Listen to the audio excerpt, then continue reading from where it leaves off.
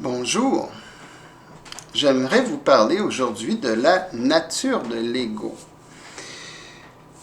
En fait, on comprend mal qu'est-ce que l'ego. Souvent, on veut le supprimer, on le considère comme des tendances ou des pulsions négatives, mais en réalité, la nature même de l'ego est à la source même, à la base de notre survie.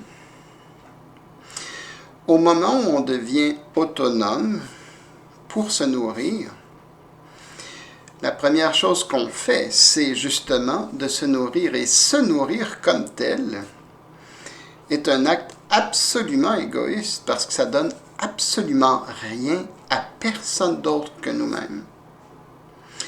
Est-ce que cet acte est répréhensible? De toute évidence, non. C'est même un acte à la base même de notre survie. Donc, il arrive à ce moment-là une forme de confusion quand on arrive dans des habitudes de vie où on transpose cette absolue nécessité sur d'autres aspects de notre vie. Donc, par exemple, on considère que c'est un absolu pour notre survie d'avoir une auto de luxe. Au moment où on pense comme ça, on applique la mécanique de l'ego, mais d'une manière dénaturée, parce que de ne pas avoir une auto de luxe ne va pas nous mettre en péril. Notre survie n'est pas en question. Donc ça, je vais en parler dans d'autres vidéos concernant comment la nature et la fonctionnalité de l'ego se transposent et créent différentes turbulences dans nos vies. Donc, l'ego est absolument nécessaire.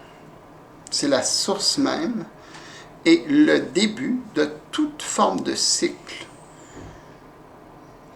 dans la vie des êtres humains. À partir du fait qu'on doit se nourrir sur une base régulière, ça crée inévitablement des cycles qui reviennent sur une fréquence régulière et la plupart du temps à tous les jours. Donc, la nature de l'ego est absolument fondamentale pour notre survie et c'est quelque chose de sain parce que ça nous donne la force d'obtenir ce que nous avons besoin pour notre survie. Donc, c'est un premier vidéo sur les codes behavioraux appris. Il va y en avoir de très nombreux pour pouvoir expliquer finalement comment se passe la transposition de ce que nous on appelle communément les choses égoïstes de la vie. Et puis on va voir aussi la différence vraiment entre l'ego qui est sain et comment on transpose l'ego d'une manière moins saine. Je vous remercie de votre attention.